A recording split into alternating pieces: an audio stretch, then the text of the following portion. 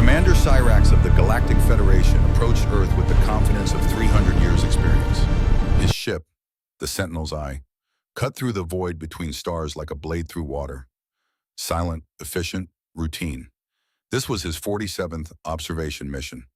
47 primitive worlds, all cataloged, all assessed, all filed away in the Federation's vast archives. Earth would be no different.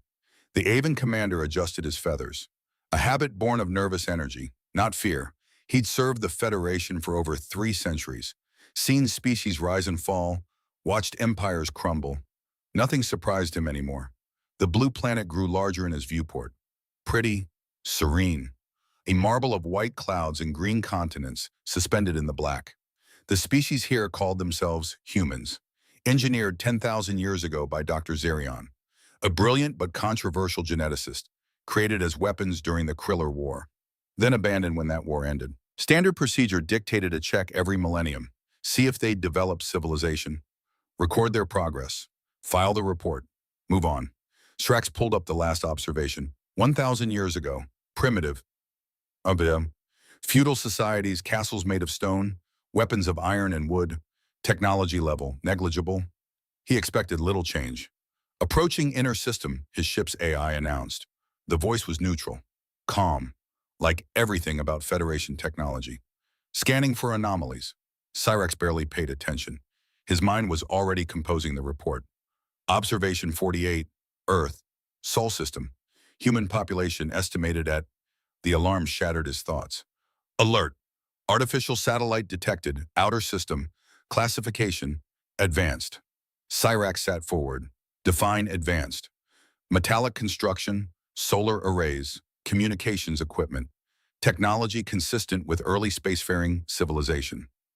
Impossible. 1,000 years wasn't enough time.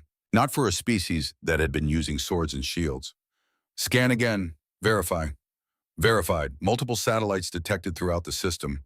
17 confirmed. More probable. Cyrax's feathers flattened. The first sign of concern. Communications traffic. Extensive radio frequencies. Digital encoding. Planetary-wide network. He pulled up the sensor data. Stared at it. Couldn't make sense of what he was seeing. Satellites, hundreds of them. Some in Earth orbit. Others scattered throughout the system. And there, near Earth itself, a structure, a space station. Show me, Cyrax commanded.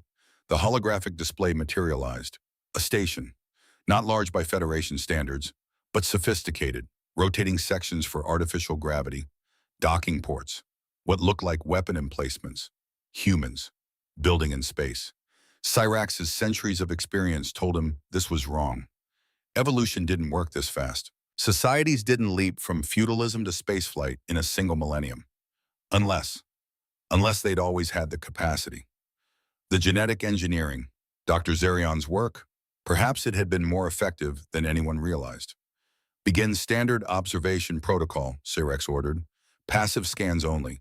Do not engage. Acknowledged.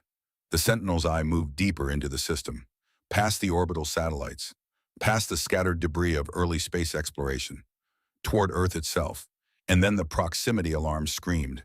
12 contacts appeared from nowhere, small, fast, surrounding his ship in a perfect intercept pattern.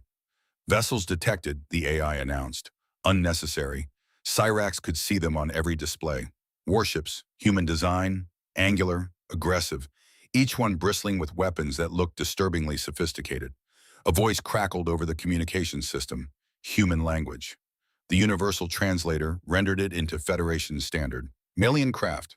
This is Genesis Station Defense Command. You have entered restricted space. Identify yourself immediately. Cyrax stared at the display, at the 12 ships, at the weapons trained on his vessel. 300 years of experience, 47 observation missions. None of them had prepared him for this. He opened a channel. This is Commander Cyrax of the Galactic Federation. I come in peace. This is a scheduled observation mission. Silence. Then, stand by for boarding. Any hostile action will be met with force. Genesis Station Actual is en route. The channel closed. The 12 ships maintained their positions. Perfect formation. Professional. Military. Cyrax sat back in his chair, feathers still flat against his body. He'd come here expecting primitives. Instead, he'd found something far more dangerous. Humans who knew they were being watched and didn't appreciate it. The docking tube sealed with a hiss of pressurized air. Cyrax stood at the airlock, waiting. His ship's AI had confirmed the atmosphere was breathable. 0.94 Earth standard. Close enough. The outer door opened. 6 humans stood in the corridor beyond, all armed, all wearing what looked like military uniforms.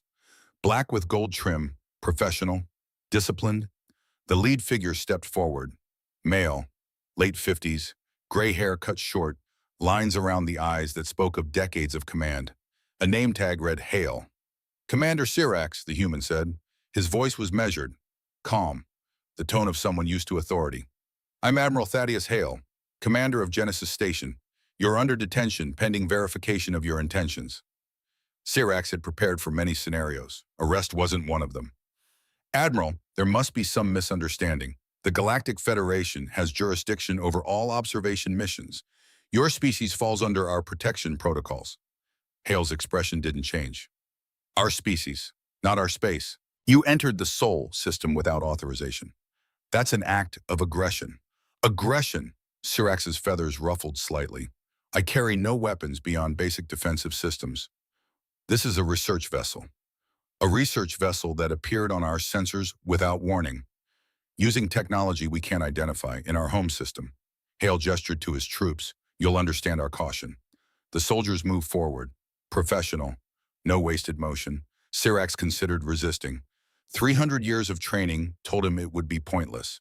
These humans moved like veterans. They knew what they were doing. I'll cooperate, Cyrax said, but know this, the Federation will require an explanation. So will Earth, Hale replied. They escorted him through Genesis Station. Cyrax tried to catalog every detail. The corridors were clean, well-maintained, artificial gravity at exactly 1 Earth standard, lighting designed for human vision. But the technology, that was what caught his attention. Holographic displays, advanced materials, energy systems that read as fusion-based. This wasn't primitive tech. This was on par with Federation outer colonies. Maybe better. They reached a conference room. Spartan, functional, a table, chairs, a large viewport showing Earth below. Sit, Hale ordered. Cyrax sat. Hale took a position across from him. The soldiers remained by the door, alert, ready. You said you're from the Galactic Federation, Hale began. We've never heard of it. Because Earth was designated an isolation zone 10,000 years ago. No contact, no interference, only periodic observation. Why? Cyrax hesitated. This was information the Federation typically kept classified. But given the circumstances, given that these humans had ships and weapons and clear military capability, the truth might be unavoidable. Because of your origin, Cyrax said carefully, humans weren't naturally evolved. You were created. Hale's expression remained neutral, but Cyrax saw the slight tension in his shoulders, the way his hands pressed flat against the table. Created, Hale repeated. By who? A Federation scientist, Dr. Zerion, during the Kriller War, approximately 10,000 years ago by your calendar. And what were we created for? Cyrax met the human's gaze, saw the intelligence there, the calculation. This wasn't a man who would accept comfortable lies. Weapons, Cyrax said. You were created as weapons. The silence that followed felt like physical pressure. Hale didn't move, didn't speak, just stared at Cyrax with eyes that had seen too much, done too much. Finally explain. Cyrax took a moment to organize his thoughts. 300 years of experience, 47 missions. This was the first time he'd had to explain this to the subjects themselves. The Kriller War lasted 2 centuries, he began. The Federation was losing badly. The Kriller were a hive species, single-minded, relentless. They didn't negotiate, didn't retreat, just consumed everything in their path. Hale listened, silent, absorbing every word. Dr. Zerion proposed a solution, create a new species, engineered for war.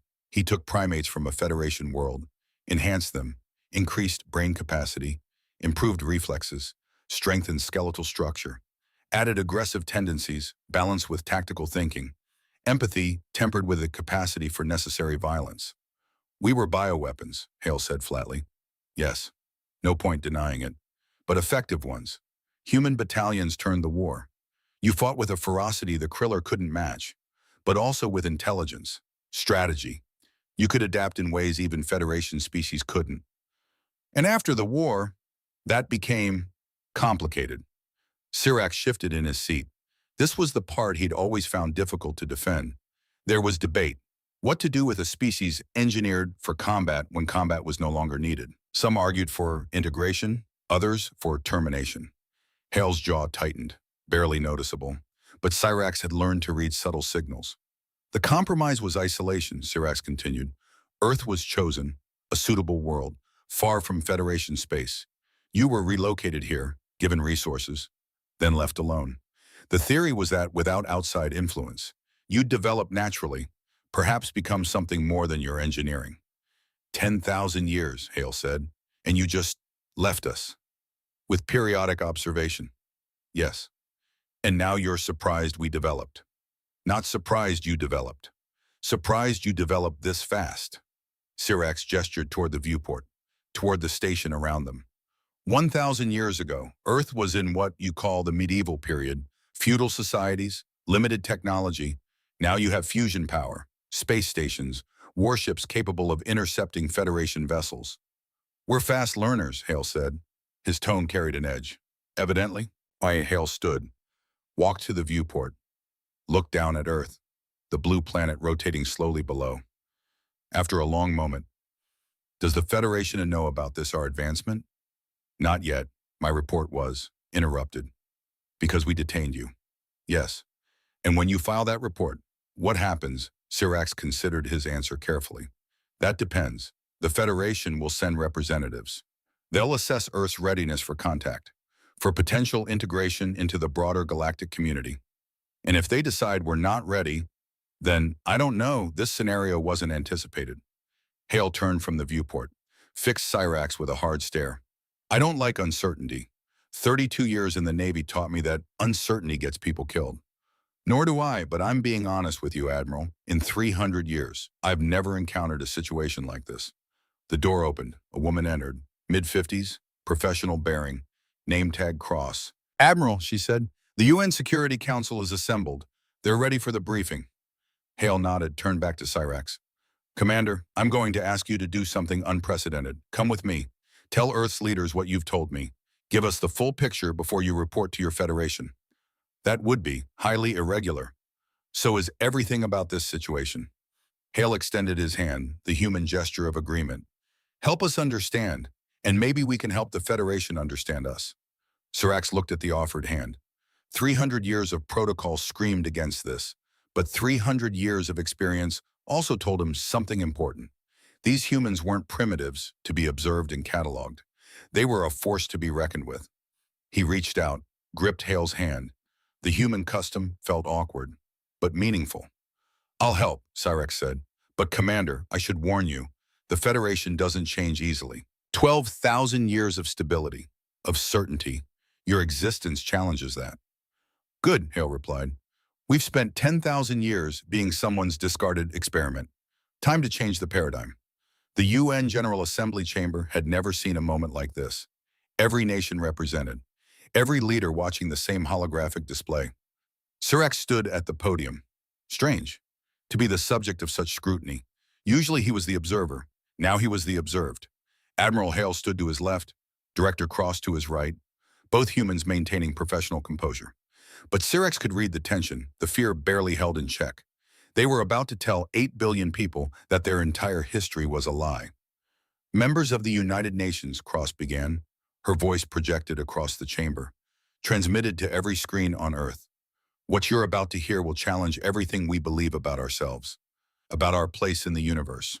But it's the truth, and we deserve to know it. She gestured to Sirac. This is Commander Sirac. He represents the Galactic Federation, an alliance of 327 species spanning 12,000 years. He came here to observe us, to record our progress. What he found, what we've achieved, has changed the equation. Sirac activated his display. Images appeared. Federation species, ships, worlds, the vast tapestry of galactic civilization. Humanity is not alone in the universe, he said. The translator rendered his words into every language simultaneously. You never have been. 10,000 years ago, you were created by a Federation scientist, Dr. Zerion. during a war with a species called the Kriller. The chamber remained silent, but Cyrax could feel the shock rippling through the assembly, through every viewer watching across the planet. He showed them the genetic data, the modifications, the enhancements, every detail of their engineering. You were designed as soldiers. Weapons, the Kriller were defeated, and then you were no longer needed. The next images showed Earth, pristine, untouched, 10,000 years ago. This world became your home, isolated, protected, observed. The Federation's intention was to let you develop naturally, to see if you could become more than your engineering. Hale stepped forward. And we did. We built civilizations, created art, music, literature, philosophy. We fought wars, made peace, learned, grew, became human, not because of our engineering, but in spite of it. The chamber stirred, voices rose, questions shouted. Cross raised her hands. We know this is difficult, terrifying. The idea that we're not natural, that we were made. But look at what we've accomplished. We've gone from stone tools to space stations, from tribal warfare to global cooperation. Our origin doesn't define us. Our choices do. A delegate stood, China's representative. What does the Federation want with us now? Cyrax answered honestly. That remains to be decided. My report will trigger a review. The Council will assess whether Earth is ready for contact, for potential integration. And if they decide we're not ready, then I don't know. Not good enough, another delegate said. France, you can't tell us we're part of some galactic community, then say you might shut us out again. I'm not saying that's what will happen. I'm saying I don't have the authority to decide. Hale spoke, his voice cutting through the growing chaos. We have a choice. We can wait for the Federation to make decisions about our future, or we can take an active role. Commander Cyrax has agreed to help us, to advocate for Earth, but we need to show the Federation we're ready, that we're more than our engineering. How? The question came from multiple delegates at once. We send a delegation to the Federation capital. We present our case. Show them what humanity has achieved, and we ask to join as equals. The chamber exploded, every delegate talking at once, some supportive, some terrified, some angry. Director Cross let them talk, let them process. Then she activated the vote, all in favor of sending a delegation to the Galactic Federation. The lights appeared on the board, green for yes, red for no, one by one, slowly at first, then faster. Green, green, red, green, green, red, green. When the count finished, 173 in favor, 62 opposed. Earth would send its representatives to the stars, and Admiral Thaddeus Hale would lead them. 3 weeks, that's all they had. 3 weeks to prepare a delegation, select the team, gather data, make ready to represent an entire species. Hale stood in the briefing room of Genesis Station. Around him, the people who would accompany him. Director Yolanda Cross, 54 years old, former Navy, now UN representative. She understood politics, diplomacy, the careful dance of interspecies relations, even if those species were still theoretical. Captain Alara Voss, 35, the best pilot Hale had ever trained, sharp, focused, quick to adapt. She'd fly their ship, keep them safe, react when situations turned dangerous, and they would turn dangerous. Hale was certain of that. Dr. Marcus Lynn, xenobiologist, 41, brilliant mind, specialized in genetic engineering. He'd help explain human development, answer questions about their biology, their potential. Dr. Sarah Okonkwo, 38, cultural anthropologist, expert in human civilization. She'd present the art, the music, the philosophy, everything that made humans more than their engineering. A good team, capable, but small. 5 people to represent 8 billion. We're ready, Cross said. Reading reports on her datapad. The Horizon's Edge is fully supplied, provisions for 6 months. Federation-compatible power systems, courtesy of Commander Cyrax. The Avon had been invaluable, providing technical specifications, cultural briefings, helping retrofit a human ship for interstellar travel. His own vessel, the Sentinel's Eye, would accompany them, both as guide and as insurance. Timeline, Hale asked. 3 weeks at FTL to reach Celestia Prime, the Federation capital. Voss pulled up navigation charts. Cyrax's ship will lead, we follow. Standard convoy protocol. Any threats? Unknown. Sirac says Federation space is generally safe, but there are complications. Define complications. Cross looked up from her pad. Not everyone in the Federation agrees with observation protocols. Some species wanted humans terminated after the war. Others wanted us enslaved. The isolation policy was a compromise. Our sudden appearance, our technological advancement, it'll upset people. People who might act on that upset, Hale said. Not a question. Possibly. Then we go in ready, Voss. I want weapons charged and shields operational at all times. No exceptions. Yes, sir. Lynn Okonkwo, I need your presentations ready. Polished. We get one chance to make our case. We don't waste it. Both scientists nodded. Cross, work with Cyrax, learn everything you can about Federation politics. Who supports us, who doesn't, where the power lies. Already on it. Hale looked at his team. Good people, competent, professional, but walking into a situation none of them could fully prepare for. Understand this, he said. We're not going there to beg. We're not supplicants. We're representatives of a sovereign species. We show strength, confidence. We prove we're worthy of respect. And if they don't respect us, Voss asked, then we remind them why Dr. Zerion made us in the first place. Hale's voice was quiet, controlled, dangerous. We were designed to survive, to fight, to win. We've done all three for 10,000 years without their help. We'll continue with or without their approval.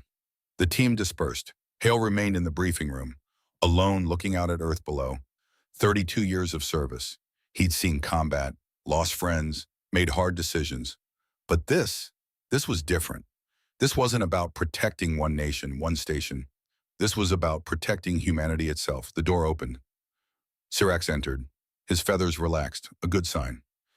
Admiral, the modifications to your ship are complete. You'll be able to keep pace with the Sentinel's eye. Thank you for everything you have done. Sirax tilted his head. I'm not doing this for gratitude. I'm doing it because it's right. The Federation made a mistake, abandoning your species, treating you as an experiment. You deserve better. We'll see if the Council agrees. They will, eventually, but the path won't be easy. Hale turned from the viewport, met Cyrax's alien eyes, saw something there, respect, maybe even friendship. Commander, can I ask you something? Of course. In 300 years, how many species have you observed that developed like we did? Sirax was quiet for a moment. Then none. Most species take 50,000 years to reach spaceflight, 100,000 for true interstellar capability. You did it in 10. That's unprecedented because of the engineering. Partially, but that doesn't explain everything. Other species have been genetically enhanced. None progress this fast. There's something else, something unique to humans. What? I don't know, but I intend to find out. And I think the Federation needs to understand it before they make any decisions about your future. Hale extended his hand again, that human gesture. Sirax gripped it, firmer this time, more confident. Then let's show them, Hale said. Let's show them what humans can do. The Horizon's Edge detached from Genesis Station 3 weeks to the day after Cyrax's arrival. Sleek, angular, human engineering at its finest, fusion drive, plasma weapons, shields rated for combat, not just exploration. Hale sat in the command chair, Voss at the helm, cross-monitoring communications, Lynn and Okonkwo in the research station, going over their presentations for the 1,000th time. Ahead, the Sentinel's eye hung in space. Cyrax transmitted coordinates. Course laid in, Voss reported. Ready for FTL jump on your order. Hale took one last look at Earth. The blue planet. Home. 8 billion souls depending on what happened in the next few weeks. Take us out. The Horizon's Edge aligned with the jump vector. The FTL drive spooled up, a sound like distant thunder. Building, growing, until space itself seemed to vibrate. Then, jump. The stars stretched, elongated, became lines of light streaking past. The sensation was disorienting, like falling and flying simultaneously. Hale's stomach lurched. FTL stable, Voss announced, matching velocity with the Sentinel's eye. 3 weeks to Celestia Prime. 3 weeks, in a ship barely tested, traveling through a galaxy humans had never explored, to meet species they'd never imagined.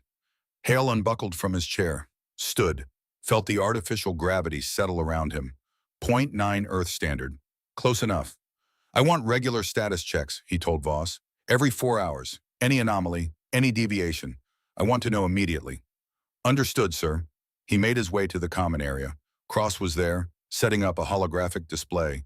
Federation data, species profiles, political structures. Learning anything useful, Hale asked. Enough to be terrified. Cross pulled up an image, a massive reptilian being, scales-like armor, eyes that glowed.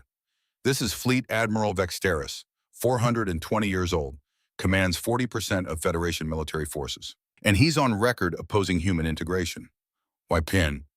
Because we were weapons. He argues that weapons don't get seats at the table, they get locked in armories. Charming. There are others who support us. Speaker Kellen, a crystalline being, represents the Vexery. They're artists, philosophers. They see value in what we've created culturally. So we have allies. Maybe. It's complicated. Federation politics make Earth look simple. Hale studied the profiles. 327 species, each one with its own agenda, its own fears, its own reasons to accept or reject humanity. We focus on the facts, he decided.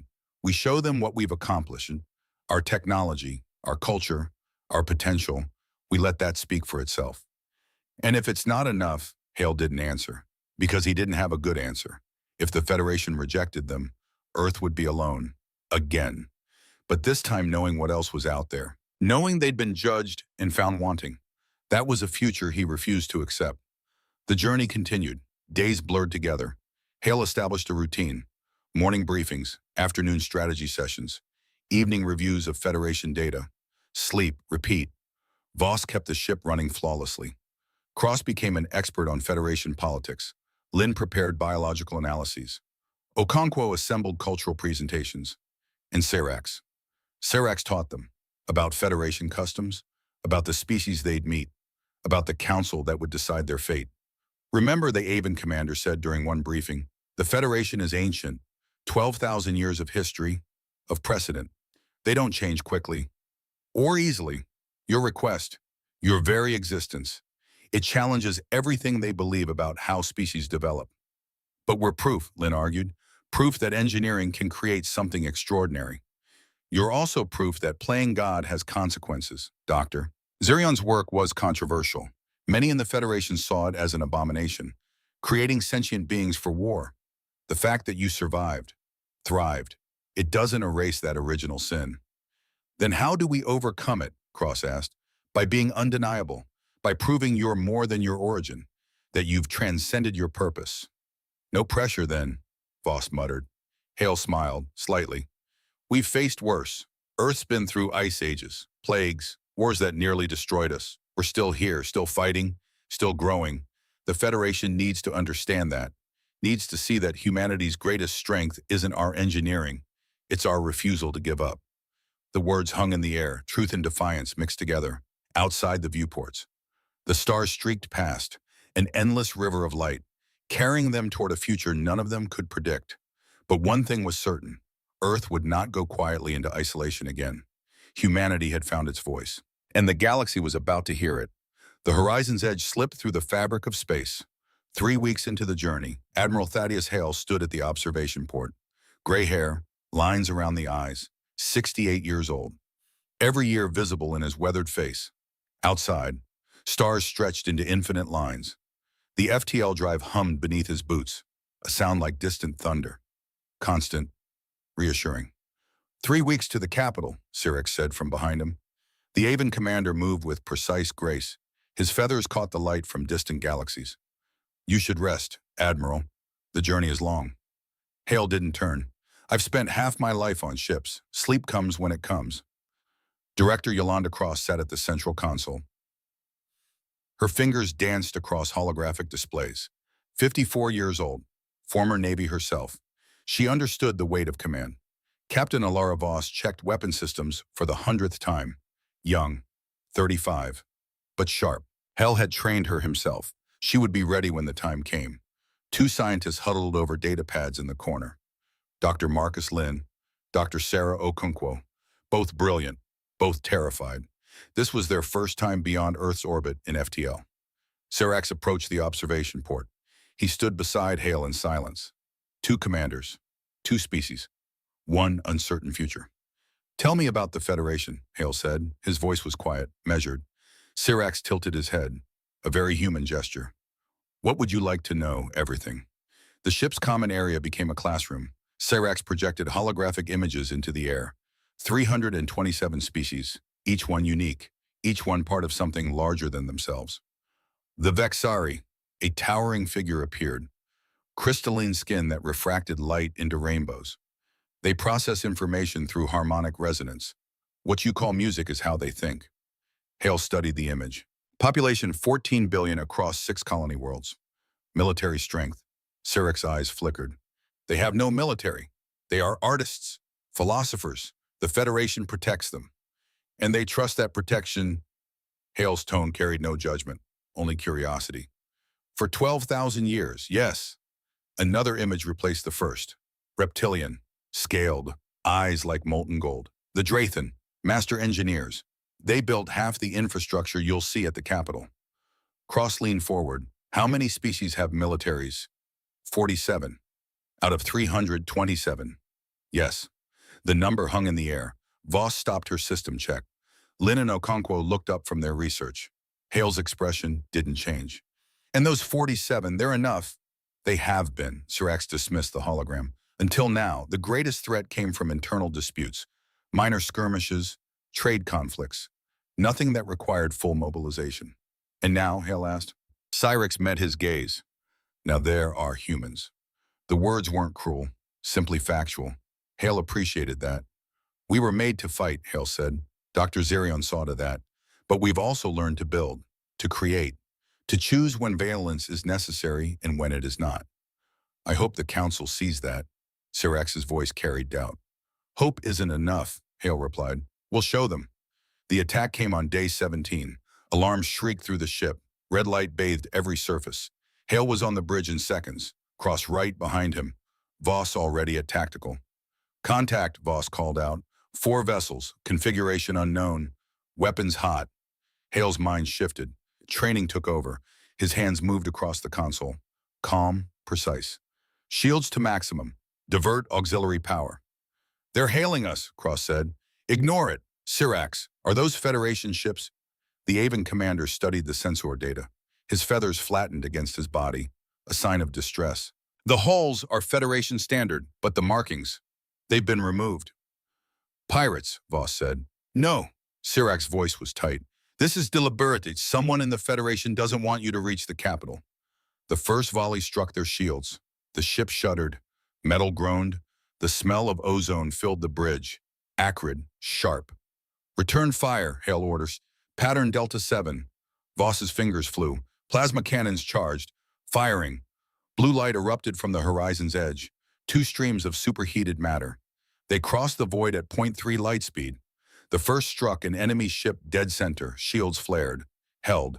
The second shot went wide. They're fast, Voss said. Then we be smarter.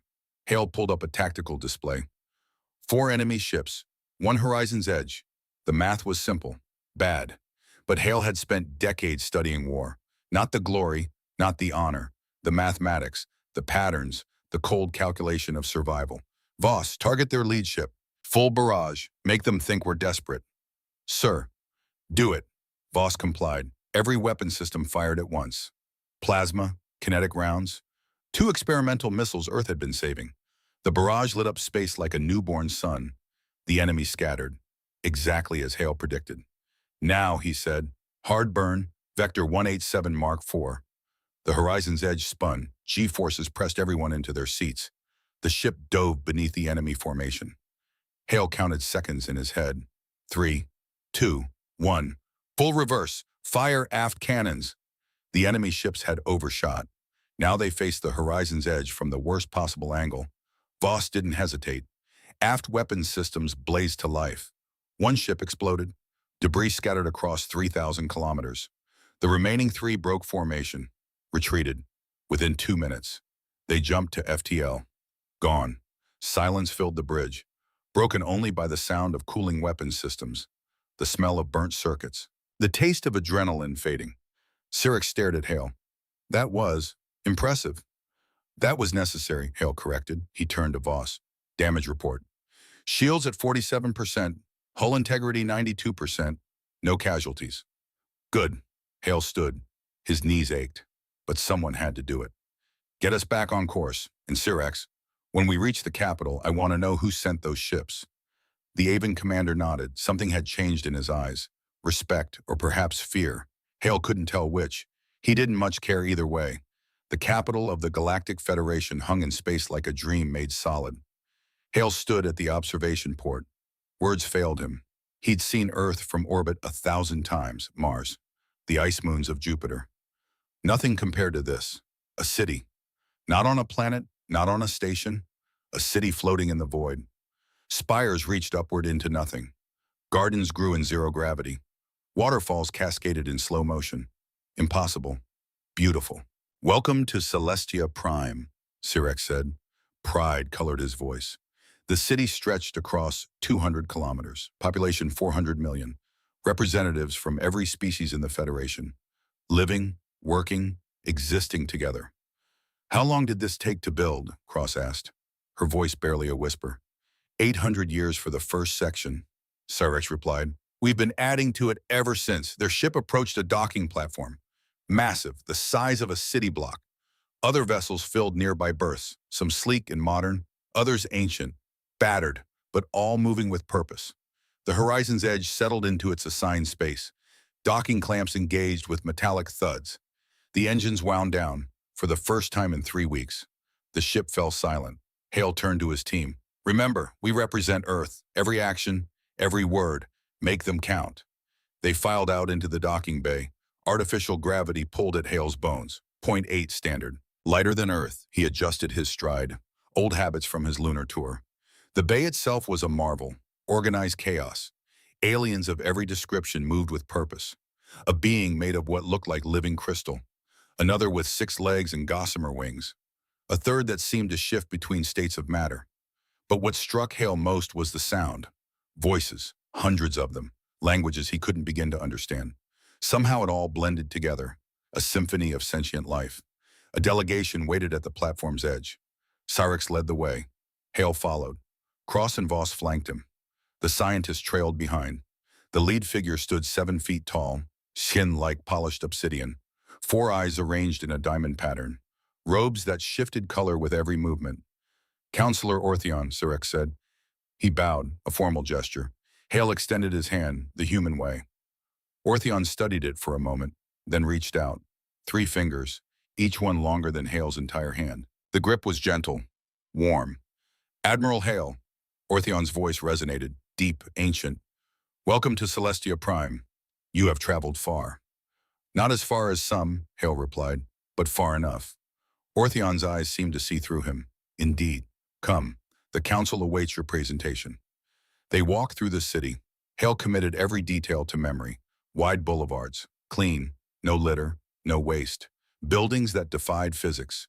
Gardens that shouldn't exist. And everywhere, people, aliens, beings living their lives. A child ran past. Hale's breath caught. The child was small, dark hair, brown skin, human features.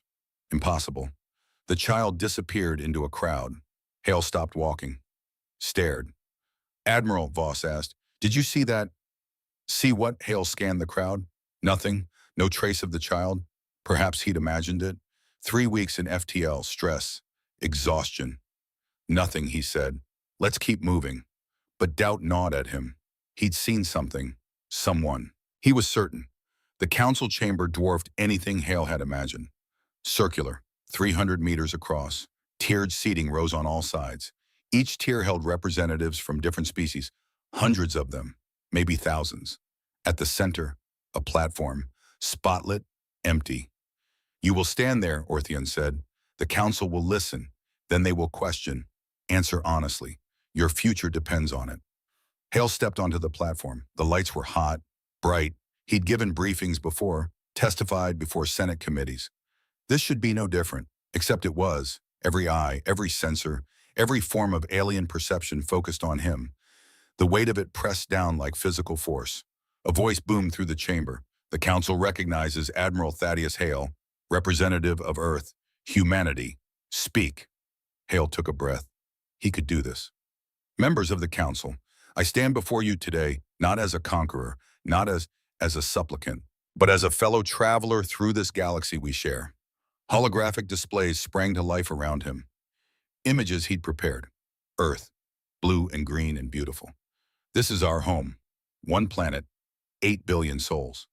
We have existed there for 10,000 years, building, learning, growing. The images shifted. Ancient Egypt, Rome, the Renaissance, the Industrial Revolution, World War II, the Space Age. We have fought. We do not deny this. War has shaped us, but so has peace. So has cooperation. So has the simple human drive to understand what lies beyond the next horizon. More images, the International Space Station, Mars Colony 1, Genesis Station, each one a testament to human ingenuity. We did not choose to be created as weapons. Dr. Zarion made that choice for us. But we have chosen what to become: builders, explorers, protectors of those who cannot protect themselves. A murmur ran through the chamber. Hale couldn't read their reactions. Too many species, too many forms of expression. We ask only for the chance to join you, to learn from you, to contribute what we can to this federation that has endured for 12 millennia. The holographic displays faded. Hale stood alone in the light. Silence. Then questions began. Your species has engaged in how many major wars? A crystalline being asked. 17 that qualify as global conflicts, Hale replied. Thousands of smaller ones. And you expect us to trust beings so prone to violence? I expect you to judge us by our actions, not our history. Another voice. What technologies do you possess? Faster than light travel, plasma weapons, fusion power, genetic engineering, artificial intelligence, all developed independently. A wave of shock rippled through the chamber. Serax had been right. They hadn't expected this. How did you achieve FTL without guidance? This from a being that looked like living smoke. Trial and error. 43 failed experiments. 217 deaths. But we learned. Your casualties mean nothing to you. They mean everything. Hale's voice hardened. Every name is remembered. Every sacrifice honored. We do not waste lives. We spend them only when necessary. The questions continued. 2 hours, 3. Hale answered each one. Calm, measured, never defensive, never apologetic. Finally, Ortheon raised one massive hand. The chamber fell silent. The council has heard enough. We will deliberate. Admiral Hale, you and your delegation are guests here. You may explore Celestia Prime, but do not venture beyond the designated areas. Translation. You're not prisoners, but you're not free either. Understood, Hale said. They filed out of the chamber. Once the doors sealed behind them, Voss let out a breath she'd been holding for an hour. That was intense, she said. That was a beginning, Hale corrected. Now we wait. Hale couldn't sleep. Insomnia had become his constant companion. He'd given up fighting it years ago. At local midnight, he left his quarters. The city never slept. Beings moved through the streets, some heading to work, others heading home. Day and night were arbitrary concepts here anyway. He walked without destination, just motion, movement. His mind processed the day's events, the questions, the doubt he'd seen in those alien faces. His feet carried him to a marketplace. Even at this hour, it bustled with life. Vendors called out in a dozen languages. The smell of exotic foods, some appealing, others nauseating. The press of bodies, warm, alive. Hale paused at a stall selling what looked like crystallized starlight. The vendor, a being with too many arms to count, smiled at him. At least Hale thought it was a smile. First time to Celestia Prime. The translator rendered the words into perfect English. Yes, Hale replied. You have the look, wonder mixed with fear. It passes, usually. Hale almost smiled. I hope so. He moved deeper into the market, past stalls selling technology, art, things he couldn't identify. The crowd thickened. He squeezed between a towering insectoid being and something that looked like a floating jellyfish. And then he saw it again. The child. Brown hair, dark skin, human features, maybe 7 years old. Wearing clothes that weren't quite right, too colorful, too alien, but unmistakably human. The child stood at a food stall, reaching up for something. The vendor, a kindly-looking being covered in soft fur, handed down what looked like fruit. Hale's heart hammered in his chest. He ran, pushed through the crowd, ignoring protests, focused on one thing, that child. He reached the stall, breathing hard. The child was gone. Did you see a human child? Hale asked the vendor. Small, dark hair, just here. The vendor tilted their head. Human like you. Yes, exactly like me. I am sorry, many customers I do not remember. Hale scanned the crowd. Nothing. The child had vanished. Again. Admiral Hale. He spun. A woman stood behind him, young, early 30s, dark skin, hair in intricate braids, eyes that held too much knowledge for her apparent age, and unmistakably human. Who are you? Hale demanded. My name is Lyria Ashwin. She spoke English. Perfect, unaccented. And I think we should talk, somewhere private. Lyria led Hale through a series of narrow corridors, away from the market, away from the crowds, into sections of the city that clearly weren't on any tourist maps. Finally, a small room, sparse, a table, 2 chairs, nothing else. Sit, Lyria said. Hale remained standing. I want answers, now. And you'll get them. She pulled out a chair, sat. But you should sit. This will take time. Hale studied her, every detail, the way she moved, the way she breathed, the faint accent he'd missed at first. Not quite American, not quite anything. He sat. The child you saw, Lyria began. Her name is Amara. She's 8 years old, born here on Celestia Prime. She's my niece. That's impossible. Earth has been isolated for 10,000 years. Earth has, humans have not. The words hung in the air, heavy, full of implications Hale didn't want to consider. Lyria reached into a pocket, drew out a small device, tapped it. A holographic display appeared. Images, hundreds of them, all human, all different ages, all clearly living here, among the aliens. There are approximately 40,000 of us, Lyria said. We call ourselves Orions, named after Earth's constellation, named after home. Hale's hands clenched. Halpitos abductions. The word was bitter. Starting about 3,000 years ago, rogue elements in the Federation, they saw humans as resources, tools, slaves. And the Federation allowed this. The Federation didn't know. Not officially. It happened in the shadows, far from oversight. Lyria dismissed the hologram. For millennia we were property, owned, traded, used.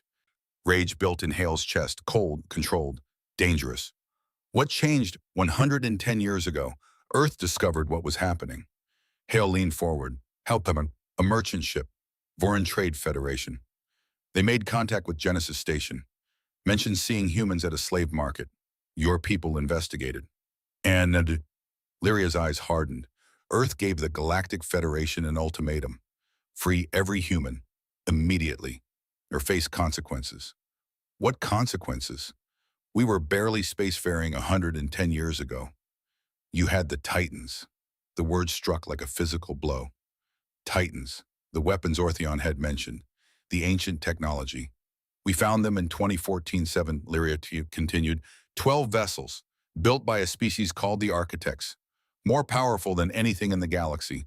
Earth debated for 40 years about what to do with them. And in 2019, they used that power. Not to attack, to threaten. Earth sent one Titan to Celestia Prime. It disabled the entire defense fleet in 4 minutes, 37 seconds. Hale closed his eyes, did the math. One ship, against the full might of the Federation. They didn't destroy anything, didn't kill anyone, just proved they could. Then they made their demand, every human, freed, given full Federation citizenship, protection, rights. And the Federation agreed. What choice did they have? Lyria's voice softened. We were freed, given this section of the city, helped to rebuild our lives. For 110 years we've lived here. Some of us have returned to Earth. Most have not. Why not? Lyria gestured at the room. The city beyond. This is home now. My grandmother was taken from ancient Mesopotamia. That Earth doesn't exist anymore. I was born here. This is all I know. Hale sat back, processing. What do you want from me? To tell you the truth, before the council does. They will, eventually. But I wanted you to hear it from one of us first. Why did I? Because I believe in what you said today, about choosing who we become. Lyria stood. We Orions have made our choice. We serve in the Federation Navy. We work as diplomats, traders, engineers. We've proven our worth. Now Earth needs to prove theirs. She reached into another pocket, drew out a small object, placed it on the table. A clay tablet, ancient, covered in cuneiform writing.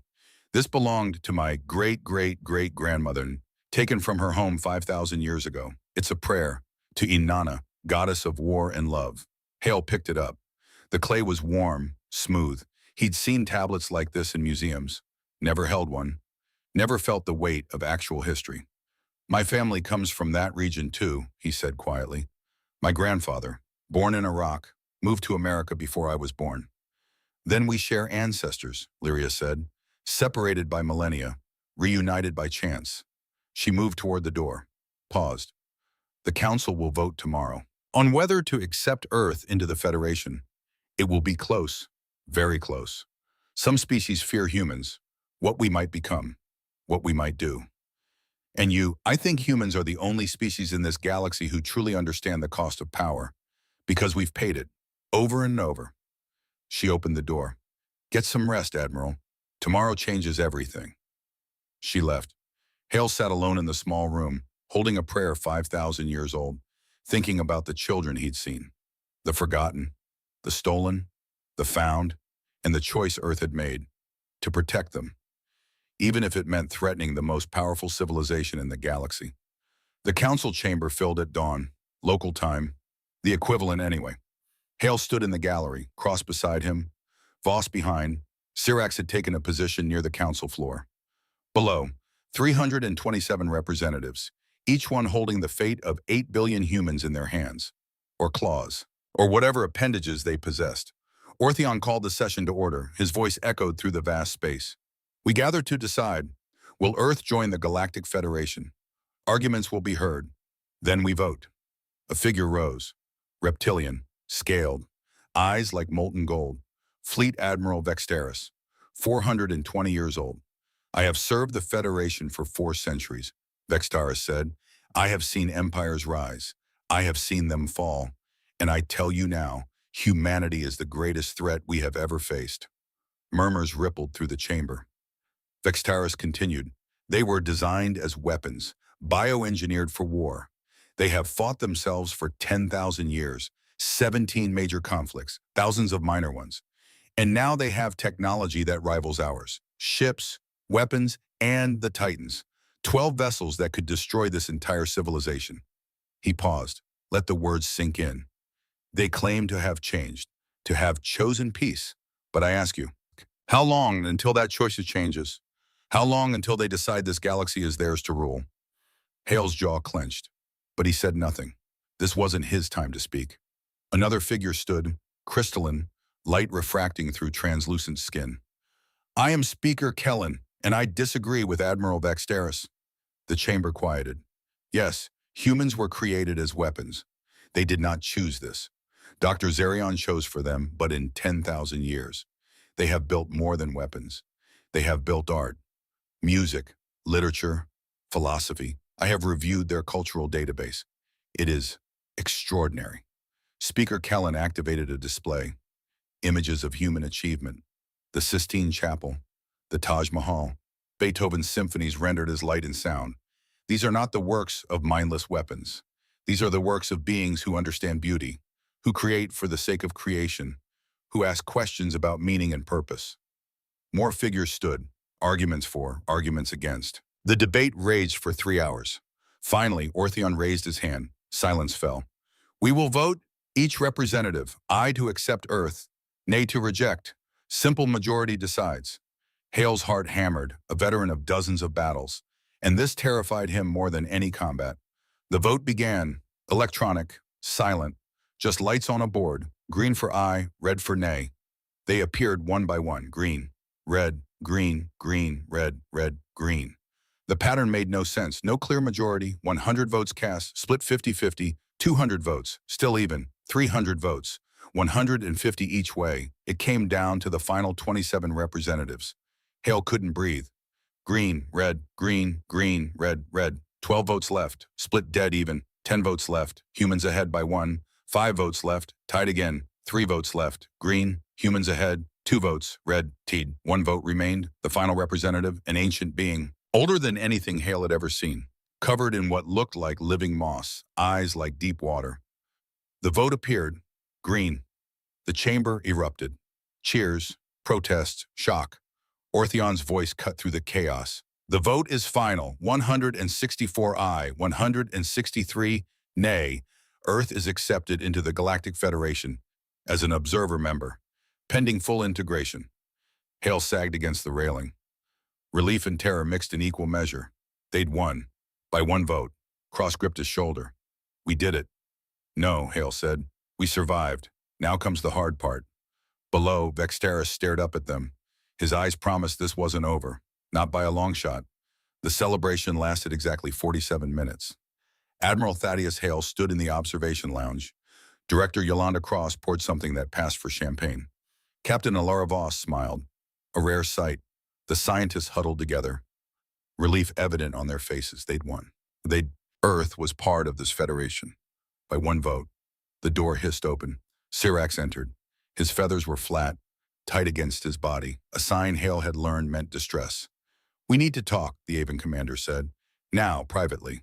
Hale set down his glass, untouched. My quarters, 5 minutes. Cross caught his eye, read the concern there. She nodded. Would keep the others occupied. Hale's quarters were small, functional, a bed, a desk, a viewport showing the vast city beyond. He and Syrax stood facing each other. Two commanders who'd learned to trust each other over 3 weeks in space. The vote was too close, Syrax said. Admiral Vextaris will not accept this. Neither will his faction. How many follow him? 40% of the military. Maybe more. They see humans as an existential threat. Hale crossed to the viewport. Outside, Celestia Prime glittered. Billions of lives, all depending on the stability of the Federation. What will they do? I don't know. But Vextaris is 420 years old. He's survived this long by being ruthless. Calculating. Syrax moved beside Hale. You need to be careful, all of you. We can handle ourselves. Can you? Syrax's voice was sharp. You're 5 humans in a city of 400 million aliens. Most friendly, some not. If Vextaris wants you dead, he has 1,000 ways to make it happen. Hale turned, met the Avon's eyes. Then we don't give him the chance. We stay alert. We watch each other's backs, and we get ready to leave on short notice. Wise. Syrax moved toward the door, paused. Hale, in these weeks I've seen what humans can do. In combat, in crisis, you're everything the Federation feared, and everything it needs. I hope the Council agrees. So do I. Syrax left. Hale stood alone in his quarters. His instincts screamed danger. The explosion tore through the night. Hale was in his quarters, reading reports. The blast shook the entire section. Alarms shrieked. Emergency lights bathed everything in red. He was moving before conscious thought. Grabbed his sidearm. Standard procedure, even in supposedly safe zones. The corridor outside was chaos. Aliens running, screaming in languages he didn't understand. Smoke poured from a section 3 doors down. The smell of burning plastic. Ozone. Blood. Voss appeared from her quarters. Weapon drawn. Ready. What happened? Don't know. Stay sharp. They moved toward the smoke. Cross emerged from her room, face pale but controlled. The scientists huddled in their doorway, terrified. Stay in body, Hale ordered them. Lock the door. Don't open it for anyone but us. The smoke cleared enough to see the damage. A room, torn apart. The walls blackened, scorch marks radiating outward. And in the center, a body, massive, covered in what had been ornate robes, now burned, shredded. Holy God, Cross whispered. Hale recognized the pattern of the robes, the size of the figure. His blood ran cold. That's Counselor Orthion. Security forces arrived within minutes. Federation guards, armed, professional. They sealed the corridor or began scanning for evidence. Vextaris pushed through the crowd. His eyes swept the scene, paused on Hale. Admiral Hale, Vextaris said. His voice was cold, precise. How convenient. You were nearby when this happened. My quarters are 3 doors down. Of course I was nearby.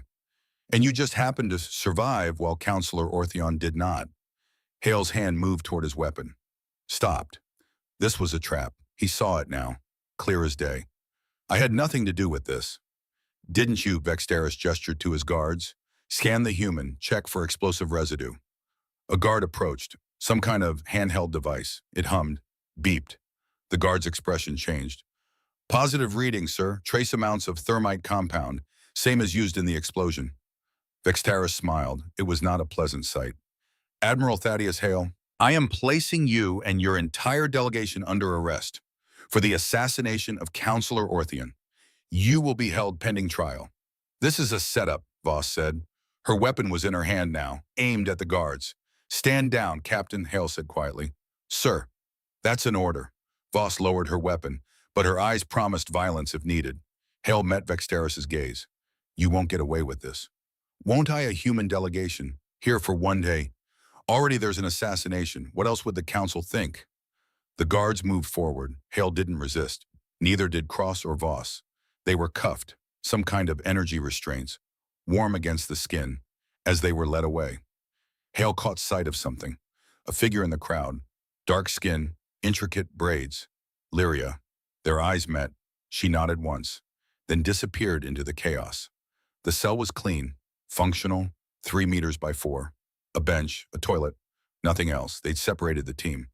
Hale was alone. He sat on the bench, forced himself to breathe, to think. He'd been in worse situations. Barely. The door hissed open. Lyria stepped inside. She wore a Federation security uniform. It fit her perfectly. How did you, Hale started.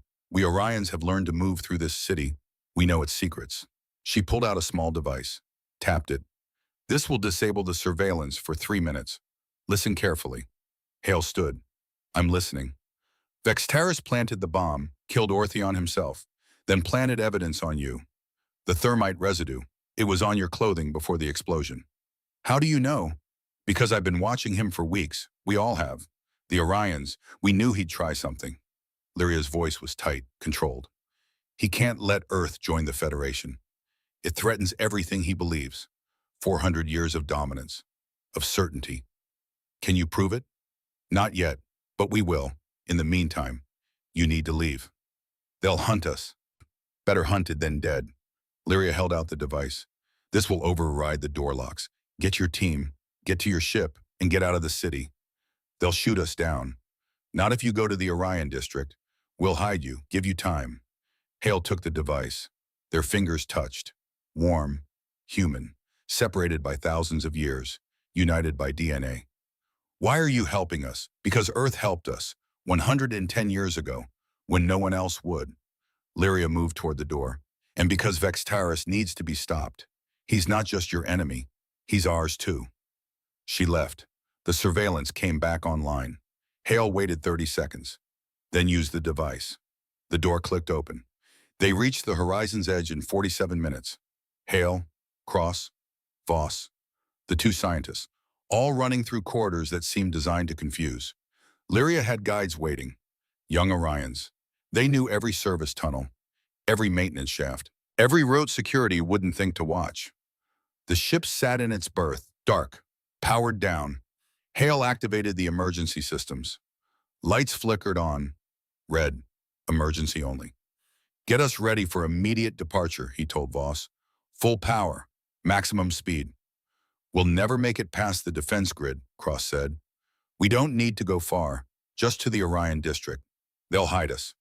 Voss worked the controls. Her fingers danced across the console. Engines online, weapon systems charging. We're good to go. Hale settled into the command chair. This he understood.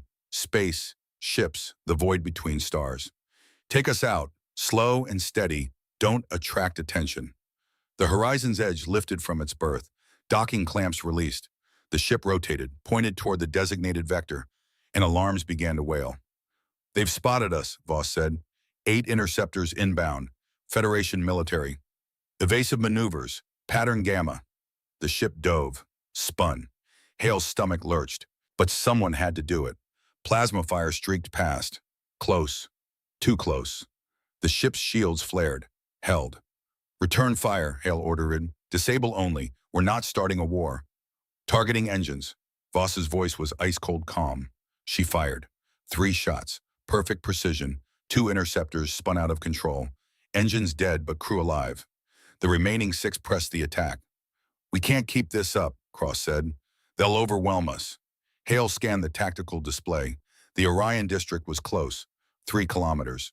Might as well be 3 light years. Then something appeared on sensors. A ship, big, moving fast, directly between them and the interceptors. IFF reads Orion Registry, Voss said. It's friendly. The Orion ship opened fire, not at the horizon's edge, at the Federation interceptors. Precise shots, disabling, professional. They're buying us time, Hale said. Don't waste it. Full burn. Get us to the district. The horizon's edge surged forward. Behind them, the Orion ship held the line, taking fire. Shields flaring, but not breaking. They crossed into Orion space 3 minutes later. The interceptors broke off, didn't follow. This district had its own laws, its own protections. Hale let out a breath he'd been holding for what felt like hours. Set us down at the coordinates Lyria provided, and Voss thanked that Orion ship. Already done, sir. They landed in a hidden berth, deep in the district, surrounded by Orion vessels. Protected. For now. The berth service bay hummed with activity. Orion engineers swarmed over the horizon's edge, checking systems, repairing damage, making sure she was ready to fly when needed. Hale stood in the cargo hold. Crossed beside him, Voss was on the bridge, coordinating with Orion security. An engineer approached, young, maybe 25, female, human features but wearing Orion colors. Admiral Hale, she said, I'm Kira, chief engineer for this berth. What have you found? Kira's expression was grave. You need to see this. She led them deeper into the ship, into maintenance areas crew rarely visited, behind panels, through cramped spaces. Finally, she stopped, pointed. A device. Small, maybe the size of a briefcase, attached to the ship's main power conduit. Wires ran from it into critical systems. A display showed numbers. Counting down, 5 hours, 43 minutes, 18 seconds. Is that what I think it is? Cross asked, her voice barely a whisper. Fusion bomb, Kira said. Sophisticated, set to detonate when the ship reaches Earth orbit, specifically when it crosses the heliopause. Hale felt ice in his veins. Casualties. The ship's crew would die instantly. The blast would take out Genesis Station. Maybe more, depending on where you were when it went off. Can you disarm it? Kira shook her head. The trigger mechanism is unlike anything I've seen. Federation tech, but modified, hardened. Any attempt to cut the wires or disable it directly will cause immediate detonation. So we're carrying a bomb we can't defuse. I didn't say that. Kira pulled up a schematic. There's a manual override here, but it requires specific knowledge, the designer's knowledge, how they think, how they build. Hale studied the schematic. He'd built weapons, disabled them, understood the logic behind explosive devices. This was different, alien, but the principles were the same. I need tools, he said, and time. You have 5.5 hours, Kira replied. Maybe less if they figure out where you are. Then I better work fast. The bomb was beautiful in its way. Elegant, deadly, every wire precisely placed, every circuit optimized. Hale lay on his back in the cramped maintenance space. Tools spread around him, cross-handed him what he needed, kept track of time. 4 hours remaining, she said. Hale traced the power flow. The bomb drew energy from the ship's reactor, fed it into a compression chamber. When the trigger activated, that energy would cascade into the fusion core. Instant detonation. I need to interrupt the power flow, Hale said, but not cut it. If I cut it, the failsafe triggers. So reroute it. Exactly. He worked, slow, methodical, hands that had guided ships through hostile space now guided wires through impossible spaces. Arthritis in his fingers, but steady, always steady. 3 hours. Sweat dripped into his eyes. The maintenance space was hot, cramped, the smell of recycled air and ozone. Talk to me, Yolanda, Hale said. Needed to focus on something besides the countdown. About what? Anything. Your first ship, your family, anything. Cross was quiet for a moment. Then my daughter is on Genesis Station. Engineering division. She's 32. Brilliant, stubborn. She didn't want me to take this mission. Why did you? Because someone had to. And because I wanted her to see that humans could do more than survive. We could thrive. Hale connected 2 wires. Carefully, precisely. A circuit completed. The bomb's power draw shifted. Slightly. Good. She'll see it, he said after this. The whole galaxy will see it. 2 hours. The work continued. Hale's back ached. His fingers cramped. But he didn't stop. Couldn't stop. 8 billion lives depended on this. On him. and his ability to think like the man who'd built this weapon. Vexteris, 420 years old, ruthless, calculating, but also arrogant, certain no one could match his engineering knowledge. That was his mistake. 1 hour. Hale had rerouted 70% of the power. The bomb's display flickered. The countdown stuttered, jumped ahead by 3 seconds, then resumed. "It's fighting back," Cross said. "Let it fight, I'm almost there." "Admiral," Voss's voice came over the comm. "Urgent. I need you to send Captain Voss to Section 7. We're picking up anomalous readings in the secondary power grid. Could be a backup trigger." Hale keyed the comm. "Voss, go to Section 7. Run full diagnostics on the secondary systems. If there's a backup trigger, find it." "On my way, sir." Hale returned to work. 30 minutes remained when the final connection clicked into place. The power flow shifted, diverted. The compression chamber went dark. The countdown stopped. Hale stared at the display, frozen at 21 minutes, 43 seconds. "It done?" Cross asked. "Hand me the neural scanner." She did. Hale ran it over the bomb, looking for residual charge, hidden triggers, anything that might still cause detonation. Clean. "It's done." Cross helped him out of the maintenance space. He stood, bones cracking, muscles protesting, but alive. They were alive. "Get Voss on Kama," Hale said. "We need to—" The alarm screamed through the ship. Hale and Cross ran for the bridge, reached it to find the console flashing red. "What is it?" Hale demanded. Cross checked the readouts. Her face went pale. "Hull breach, Section 7. The bomb had a secondary trigger. When you disabled the primary, it had activated. Seal the section. Emergency protocols." "Already done. But Admiral," Cross's voice broke. "Captain Voss is in Section 7. "No, not possible. Hale had just sent her there. He'd ordered her into danger. "Get her on comms." Static, then a voice, weak, strained. "Admiral Hum, it's Alara." "Voss, hold on. We're coming for you." "No time. Hull breach is expanding. Whole section will decompress in 90 seconds. We can seal it, reinforce it." "Not fast enough." A cough, wet, pained. "Sir, it's been an honor." "Captain, that's an order. Hold on." "Sir." Her voice was softer now, fading. "Tell my parents. Tell them I did my duty." The comms went dead. 60 seconds later, Section 7 vented into space, taking Captain Alara Voss with it. 35 years old, the best pilot Hale had ever trained. Gone. Hale stood at the airlock, looking out at the debris field. Pieces of Section 7, floating, tumbling, and somewhere out there. Voss, Cross stood beside him, silent, both of them understanding. This was war, even when it looked like peace. Lyria approached. Her expression was grave. "Admiral, I'm sorry." "So am I." Hale's voice was rough, controlled. He wouldn't break. Not yet. Not while work remained. "But Voss bought us time. And evidence. That bomb was Vexteris' signature. His engineering. We can prove it. The Council won't believe you, not without more." "Then we get more." Hale turned from the airlock, from the debris, from the floating tomb of a good officer.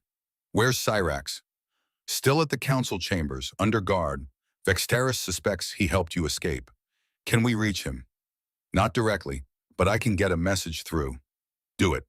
Tell him we have evidence. Tell him we need the Council to hear us." Lyria nodded, left to arrange it. Cross put a hand on Hale's shoulder. "She was a good officer." "The best." Hale's voice cracked, just slightly. He'd lost too many people. Friends, crew, comrades. Each one hurt, each one necessary. "Get the bomb fragment. We're taking it to the Council. One way or another, Vexteris will answer for this." The Council chamber was packed.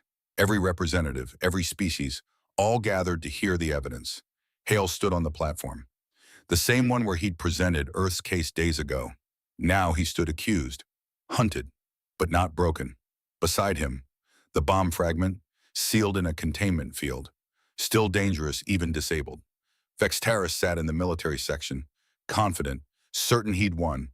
Orthion's seat stood empty, a reminder of what was at stake. The presiding counselor, an ancient being Hale didn't recognize, called the session to order. "Admiral Hale, you were ordered to remain in custody. Instead, you fled, attacked Federation security, and now you return with accusations. Explain." Hale activated the holographic display, showed the bomb, the engineering schematics, the signature techniques. This device was planted on my ship, set to detonate when we reached Earth orbit. It would have killed my crew, destroyed Genesis Station, and given Vextaris exactly what he wanted, proof that humans are dangerous, untrustworthy. Murmurs rippled through the chamber, but I disabled it, and in doing so, I found this. He zoomed in on a specific component. This is a Drothan power regulator, model 747, only used in military applications, only available to senior Federation officers. More murmurs, louder now. And this, another component, a Vexari harmonic trigger, signature technique of Fleet Admiral Vextaris. He's published 17 papers on its design. Vextaris rose. This is absurd. Anyone could have planted that bomb. Anyone could have used my published designs. Could they? A new voice, Syrax, emerged from the crowd, flanked by guards, but walking free. Because I pulled the security logs, someone accessed the Horizon's Edge berth 3 hours before the delegation arrived, using Admiral Vextaris's credentials. Stolen credentials, Vextaris said. Obviously. Obviously, Syrax smiled. It was not pleasant. Except the biometric scans matched. Perfectly. Your retinal pattern, your DNA signature. You were there. The chamber exploded. Voices, shouts, demands for order. The presiding counselor raised multiple appendages. Silence gradually fell. Admiral Vextaris, you will answer these charges. I will do no such thing. This is a conspiracy, orchestrated by humans and their sympathizers. Then you will submit to a neural scan, truth verification, standard procedure. Vextaris's eyes narrowed. I refuse. Refusal is an admission of guilt, the counselor said. Guards, detain Admiral Vextaris, pending full investigation. The guards moved. Vextaris backed away. His hand moved to his sidearm. Don't, Hale called out. You'll only make it worse. Worse, Vextaris laughed. Bitter. Harsh. Humans in the Federation. That is worse. That is the end of everything we've built. Everything you've built on fear, Hale said, on the certainty that you're superior, that no one can challenge you. But we can, and we did, not through conquest, through cooperation.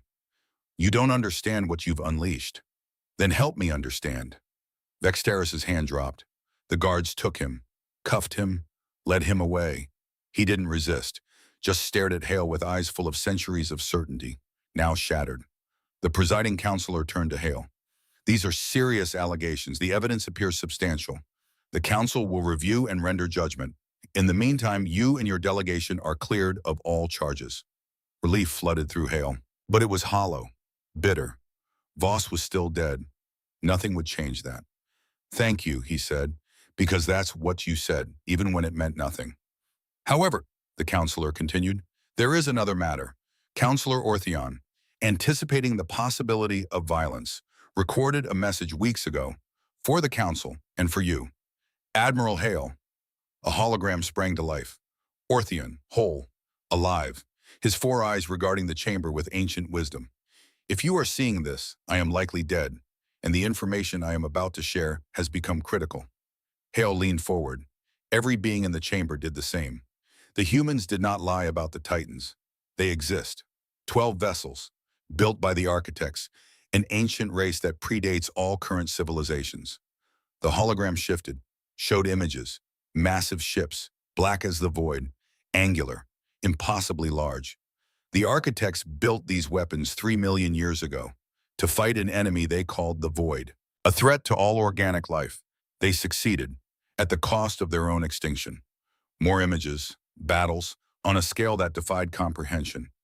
Entire star systems being torn apart. The Titans remained dormant, waiting until humans found them, in the year 2147, 153 years ago. The chamber was silent, every eye, every sensor, fixed on the hologram. Humans debated for 40 years. Some wanted to use the Titans for conquest. Others wanted to destroy them. Fearing corruption, in 2187, they made their choice. Defense only, never aggression. Ortheon's image seemed to look directly at Hale. In 2190, Earth discovered the Orion abductions. Humans stolen from their world, enslaved, hidden. Earth gave the Federation one chance. Free every human, immediately, or face the consequences. The Federation refused, arrogant, certain Earth could not challenge us. Earth sent one Titan to Celestia Prime. It disabled our entire defense fleet. 4 minutes. 37 seconds. 17,000 ships. Rendered helpless. The numbers hung in the air. Impossible. Terrifying. But Earth did not fire a single shot, did not kill a single being. They proved their power, then demanded justice. We had no choice but to comply. Orthion's hologram faded slightly, as if he was growing weaker. For 110 years, humans have kept this secret, to preserve peace, to avoid escalation. They could have conquered us, could have ruled the galaxy. Instead, they chose to wait, to let us invite them, rather than take by force. The hologram stabilized. Orthion's final words, that is the measure of humanity, not their capacity for violence, but their capacity for restraint. I asked the council, which is more dangerous, a species that can destroy, a species that can choose not to. The image faded. Silence filled the vast chamber. Finally, someone spoke. Where are these titans now? Hale took a breath. Orbiting Earth. High guard. They have been there for 153 years, watching, waiting, ready to defend, but never to attack. Prove it. Hale activated his communicator, transmitted coordinates, access codes. You can scan Earth space yourself. They're there. In full view, we've never hidden them. Long minutes passed. Someone was checking, verifying, then confirmed 12 massive vessels, high orbit, active power signatures, weapon systems that read as beyond classification. The chamber erupted again. Fear, wonder, anger, relief. Every emotion at once. The presiding counselor called for order. It took time. Admiral Hale, you have proven your case and revealed truths that change everything. The council will need time to process this, to understand what it means for the Federation. I understand, Hale said. We're willing to wait. In the meantime, you and your delegation are free to return to Earth, or to remain here, as honored guests. We'll stay, Hale decided. For a while, there's work to do, bridges to build. Indeed, the counselor adjourned the session as the chamber emptied. Leary approached. You did it. No, Hale said. Orthion did it, and Voss, and every human who chose restraint over power. I just delivered the message. Still, it took courage. It took necessity. Hale looked at the empty chamber. Now comes the hard part, living up to what we've promised. He looked at the holographic display of Earth, rotating, blue and green, home. And someday soon, he said quietly, I'll bring them all there, to see where it began. Lyria smiled. I'd like that. The horizon's edge approached Earth orbit, sleeker now, upgraded with Federation technology. Faster, stronger, but still unmistakably human in design. Admiral Thaddeus Hale stood at the observation port, 69 years old now. The gray in his hair had spread, the lines in his face cut deeper, but his eyes remained sharp, clear. Behind him, a delegation, 18 species, all representatives of the new alliance, come to see Earth, to understand the world that had changed the galaxy.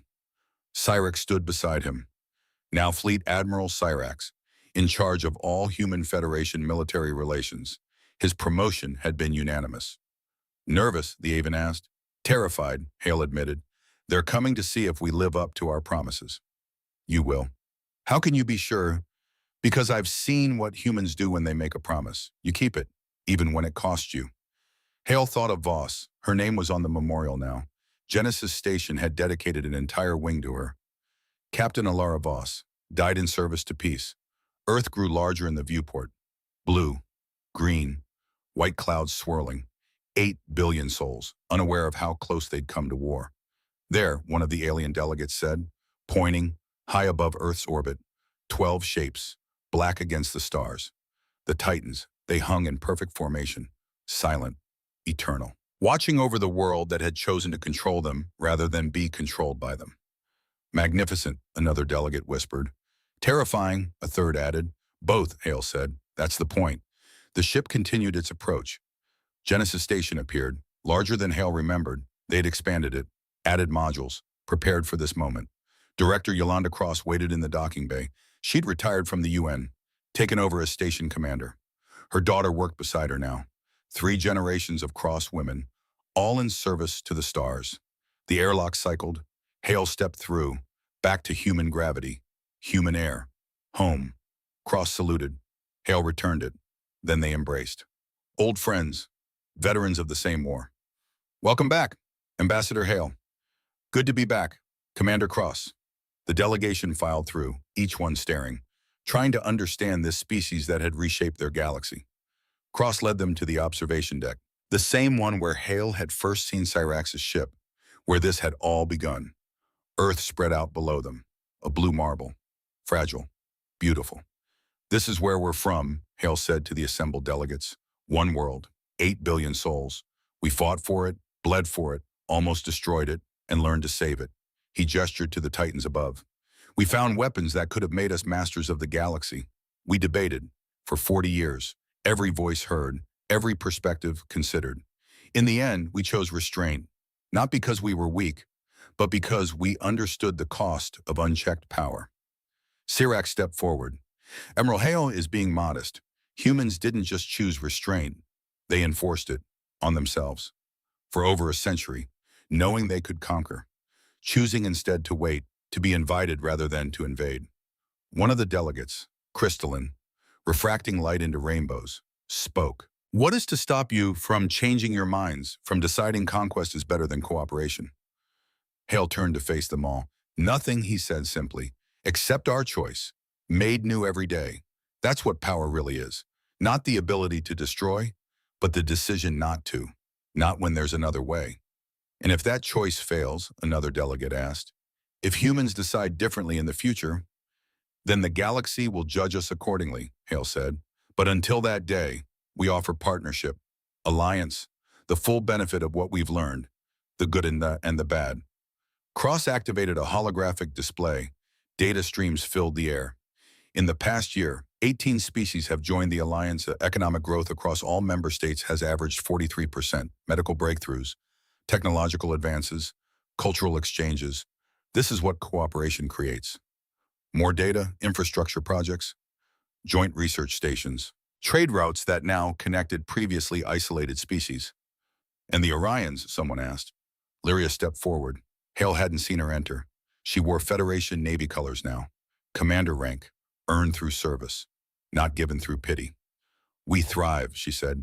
40,000 humans, scattered across the galaxy, finally free, finally home. Some have returned to Earth. Others remain in the Federation. All are grateful for the choice we were given, to decide our own futures. The delegates absorbed this, processed it. Some seemed satisfied, others still uncertain. An ancient being, covered in living moss, eyes like deep water, spoke in a voice that sounded like rustling leaves. You have proven yourselves, for now. The question remains, what happens when the humans who remember restraint are gone when new generations take power? Will they honor your choices? Hale smiled, sad, understanding. I don't know, I'll be dead long before then, but I have faith. Because humans aren't special. We're not unique. Every species in this galaxy faces the same choice, power or partnership, conquest or cooperation. We've simply learned the hard way, through 10,000 years of war, what that choice costs. He looked at Cross, at Cyrax, at Lyria, at the delegates, at Earth below. The strongest thing in the universe isn't the ability to destroy. It's the ability to choose not to hold power, to feel its weight, and to set it down in favor of something better. Silence filled the observation deck, broken only by the soft hum of the station, the distant whisper of recycled air. Finally, Cyrax spoke. Perhaps humans are not the only species with wisdom after all. Hale turned to his friend, his ally, the being who'd started this all by coming to Earth. Maybe not, but we were the first to prove it. And maybe, just maybe, that counts for something. Outside the viewport, the Titans maintained their eternal watch. 12 silent guardians. Proof of power, proof of restraint, proof that humanity had found a third way, between submission and domination. Choice. The delegates departed, some satisfied, others still wary, but all changed by what they'd seen. Hale remained on the observation deck, alone except for Cross, old friends, old soldiers, looking at the world they'd fought to protect. Do you think it'll last, Cross asked. This peace we've built? I don't know, Hale admitted, but Voss died believing it could. Ortheon died protecting it. Vexteris now serves as an advisor after a year under house arrest, teaching us about integration. His experience too valuable to waste. The least we can do is try. To trying, Cross said, raised an imaginary glass. To choosing, Hell corrected, raised his own. They stood together, watching Earth turn below, the titans above, and the galaxy beyond, full of possibility, full of danger, full of hope. 69 years old, Hale had seen a lot, done more, lost friends, made enemies, changed the course of history, and he would do it all again.